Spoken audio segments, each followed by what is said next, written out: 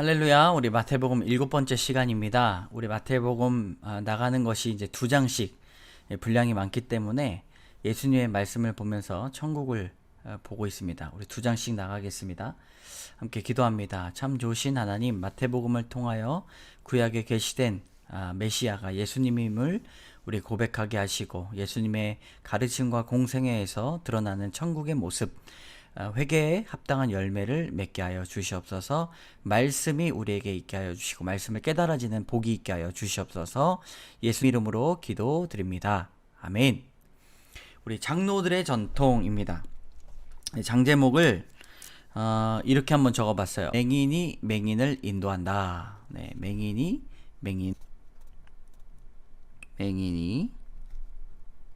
맹인을 인도. 예수님께서 이제 하신 말씀이죠. 자, 바리새인과 서기관들에게 하시는 말씀들이 있어요. 그들의 그런 삶의 신앙들의 모습들을 보면서 이제 좋은 것, 한 천국의 것 가르쳐 주시죠. 자, 그때에 바리새인과 서기관들이 예루살렘으로부터 예수께 나왔다. 예수님 앞에 이제 경계하면서 쫓아다닌 것이죠. 이때 이제 꼬투리를 잡는 거예요. 당신들의 제자들이 어찌하여 장로들의 전통을 지키지 않는다고 이야기하는 것이죠. 장로들의 전통을 범하나이까 정결 예식을 하지 않습니까? 우리 빨간 줄로 떡 먹을 때 손을 씻지 아니하나이다 라고 하면서 인간적인 거에 대해서 손을 씻지 않는다 라고 욕을 하는 거죠. 괜히 꼬투리 잡아가지고.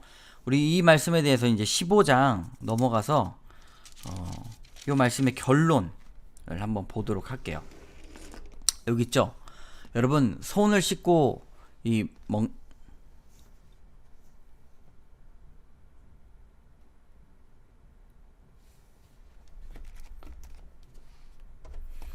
손을 씻고 먹는 것보다 더 더러운 것이 무엇인가를 주님께서 가르쳐 주시는 것이죠.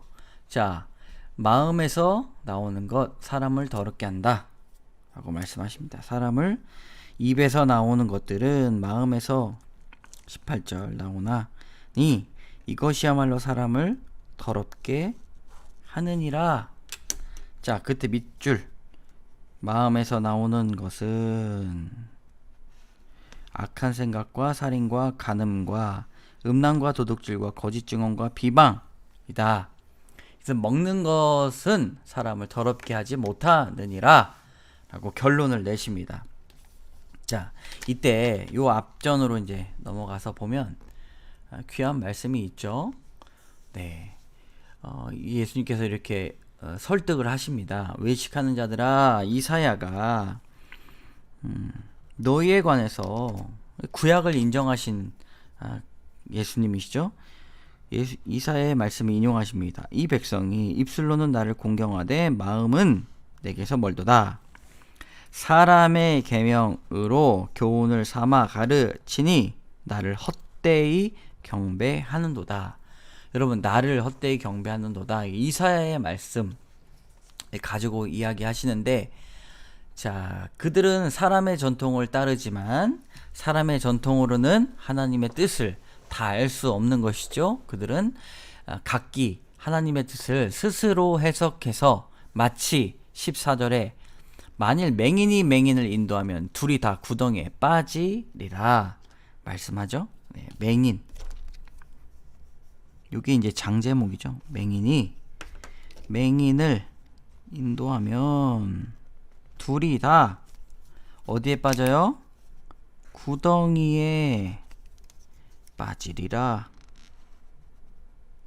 네, 이렇게 이야기하죠.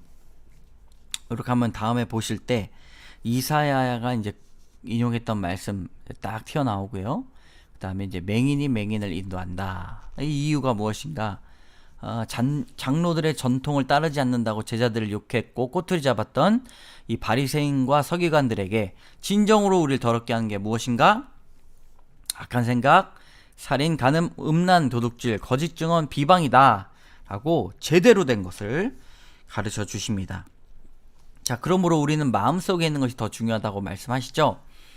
자, 21절 가나안 여자의 믿음입니다. 자, 어디를 가셨어요? 두로와 시돈 지방. 네. 그냥 이야기하면 왼쪽 위에요. 왼쪽 위에. 두로 시돈 지방에 들어가니 어떤 사람? 가나안 여자가 그 지경에 나와 소리질러 이르되, 이방 여자를 얘기하는 것이죠.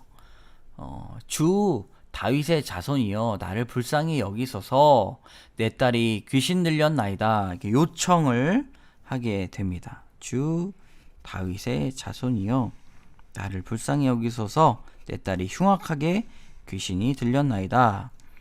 자, 예수도 한 말씀도 대답하지 않았다. 어떻게 이 상황을 반전시키실지 예수님께서는 한 말씀도 하시지 않았습니다. 이때 우리가 잘 알잖아요. 이 믿음을 보시는. 그러므로 예수님께서 하신 말씀이 무엇인가? 자, 자녀의 떡을 이방인들 다른 사람에게 던지는 것은 마땅하지 않다. 예수께서 자녀의 떡을 취하여 개들, 이렇게까지 말씀하셨어요. 던짐이 마땅하지 아니하니라 말씀을 하셨습니다. 근데 이제 가나안 여인이 귀한 이야기를 합니다. 개들도 제 주인의 상에서 떨어지는 부스러기를 먹나이다. 주님이 나의 주인 되십니다. 나를 살려주소서 라고 하면서 주여 옳습니다. 네. 자존심 상하지 아니하며 예수께서 그리스도이심을 알았다는 것이죠. 그만큼 이 딸에 대한 사랑도 컸고 간절한 마음이 있었던 것입니다. 자, 무엇이 크다고 말씀하십니까? 믿음이 크도다. 이 믿음이란 것은 바로 이것이다. 내 소원대로 되리라 말씀하셨습니다. 자, 가나안 여자의 믿음, 이렇게 넘어가면 되죠. 자, 많은 사람을 고치시다. 요건 그냥 넘어가도록 하고요. 4,000명, 우리가 잘 알고 있는 말씀이죠. 사흘, 이미 불쌍하여 굶은 자들에게 사흘임에 먹을 것이 없다. 길에서 기진할까 하도다. 주님께서 무리들을 바라보시는 귀한 마음 굶겨보내지 못하겠노라. 이게 이제 사랑의 마음이죠. 여기다 적어볼까요? 예수님의 사랑의 마음. 여러분, 선교와 구제의 마음인 것이죠. 자, 요때 떡 7개와 그 생선을 가지고 축사하셨습니다. 네, 동일한 방식으로 오병이어의 사건이 이제 4,000명을 먹이시는 칠병이어 사건으로 이루어지게 됩니다. 자, 7개, 그 다음에 두어 마리, 작은 생선, 떡이죠. 떡과 생선 이렇게 마시면서 다 배불리 먹었다. 그리고 7 광주리에 차게 거두었으며, 그러니까 예수님께서 그들의 영과 육을 먹이셨다. 그것이 천국의 모습으로 드러나셨다 라고 하시면서 이 바리새인과 서기관들이 올 때는 그들을 책망하시고 진리를 가르쳐 주시고, 또 연약하고 아픈 자들, 불쌍한 자들이 보면 그들이 길에서 기진할까 하여 굶겨보내지 아니하시는 예수님의 사랑을 볼 수가 있습니다. 자, 그러므로 우리가 맹인이 되지 않도록, 맹인이 맹인을 인도하지 않도록 우리가 날마다 말씀을 묵상해야 되는 것이죠. 자, 16장. 오늘 16장까지만 할게 될 텐데요. 여러분, 분량이 작기 때문에 여러분 충분히 시간 내시면 계속 쫓아오실 수가 있습니다. 자, 우리 장 제목이 뭡니까? 표적을 구하는 세대.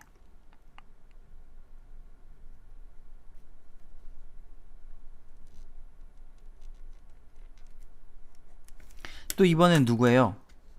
야, 바리새인과 사두개인들이에요.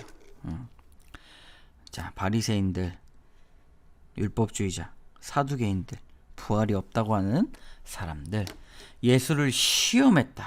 예수님을 시험했어요. 어떻게 이야기하는 거 보고 어떻게 행동하는지 보고 자신들의 그런 입맛에 맞춰서 시험해서 다른 사람들이 쫓아다니는 것을 어떻게 해서든지 막으려고 했죠. 전혀 방해가 되지 않지만 그들 통해서 진리가 또 드러나게 됩니다. 여러분 16장 넘어가 볼까요? 자, 예수님께서 대답하여 이르시되 너희가 저녁에 하늘이 붉으면 날이 좋겠다 하고 아침에 하늘이 붉으면 흐리면 오늘은 날이 굳겠다 하나니 너희가 날씨는 분별한 줄 알면서 시대의 표적, 여러분 시대의 표적이죠. 시대의 표적. 지금 우리의 시대의 표적을 바라봐야 됩니다. 시대의 표적은 분별할 수 없느냐? 악하고 음란한 세대가 표적을 구하나니 요나의 표적. 주님께서 이 악하고 음란한 세대에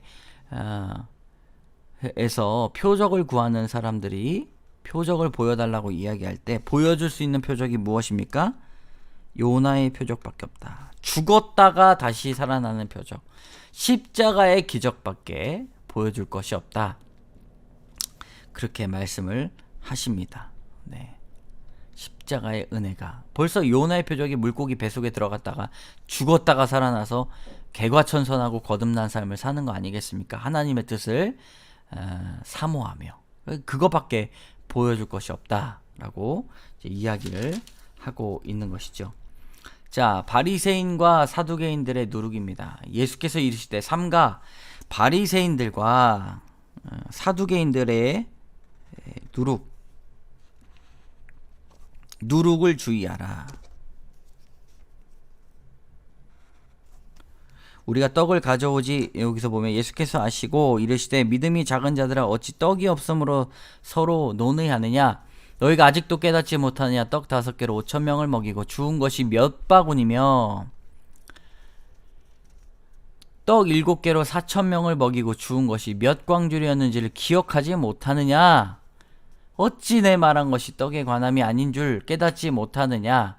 떡은 충분하다. 그러나 이 누룩을 주의하라 라는 것은 그제서의 제자들이 떡의 누룩이 아니라 바리새인들과 사두개인들의 교훈을 삼가라. 그들의 교훈을 삼가라 말씀하신 줄 깨달으니라. 진리를 새롭게 우리가 알아야 됩니다.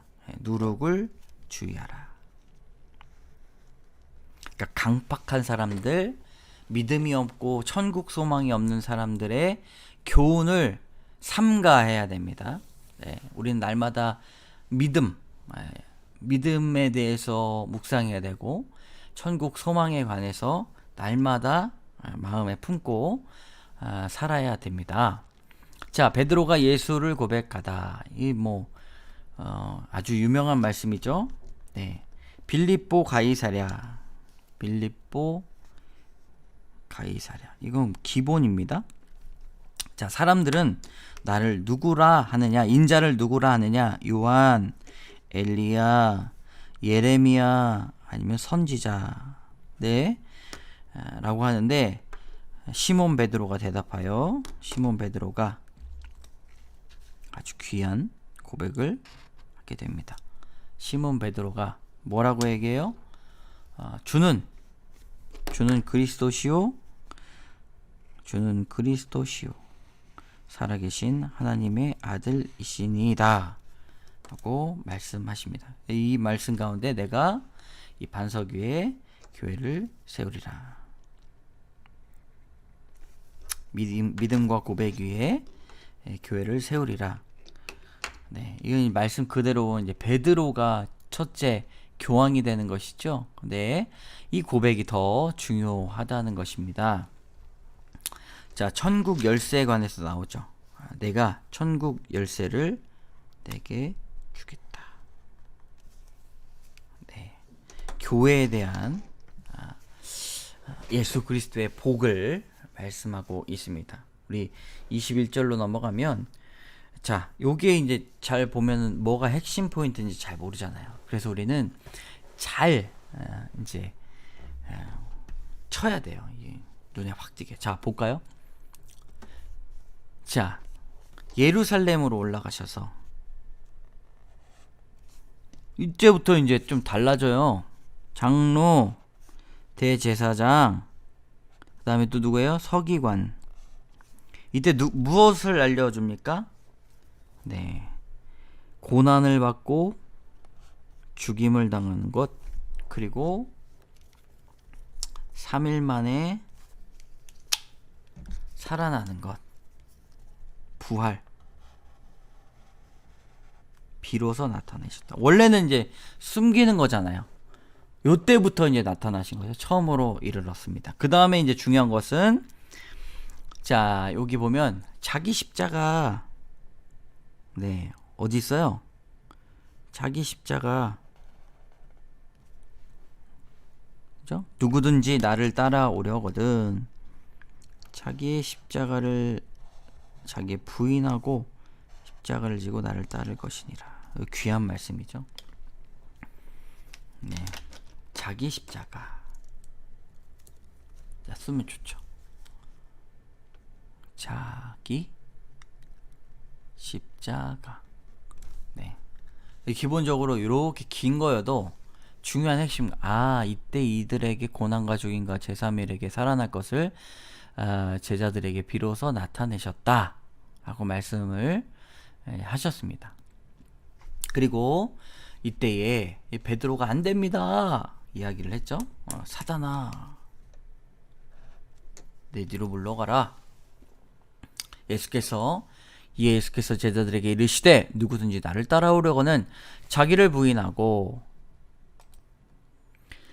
자기 십자가를 지고 나를 따를 것이니라. 누구든지 제 목숨을 구원하고자 하면 잃을 것이요 누구든지 나를 위하여 제 목숨을 잃으면 찾으리라.